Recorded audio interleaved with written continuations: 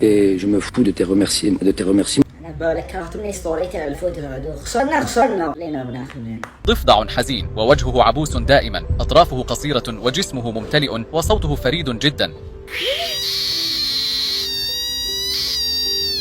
فمن هو ضفدع المطر الأسود؟ والله انت الحيوان هذا ضفدع المطر خلوه اقسم بالله من الفرقة. واش سيفو انت وش بك مدبرس هكذا بصح؟ يا ودي انت ليه وش بك فرحان؟ باينه بلي راني مدبرس خسرنا. بصح علاش راك تعلق الفرحة ديالك بعفسة كيما هادي؟ كاين بزاف عفايس انتيك في هذه الدنيا يطلعوا لك المرض. ما فهمتش زعما كيما واش؟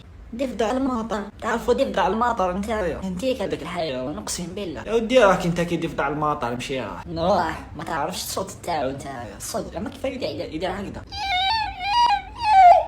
ما كلشي يدير يحفر يسكن تحت الارض وفيها 4 سنتيمتر، يسكن في جنوب افريقيا، عنده واحد الصوت فريد جدا. واش خوك تهضر معايا؟ يا ودي روح انت فريد ماش نهضر معاك. على بالك ضيعت لي وقتي، واش استفدت كي راك تهضر لي هكذا؟ ما فهمتش. ثقافة عمار تعرف ضفدع المطر، قبلها كنت تعرفه ما كنتش تعرفه. كي تشوف ماتش تاع فوت واش تستفاد؟ ما تستفاد والو. دونك راك تعرف ضفدع المطر.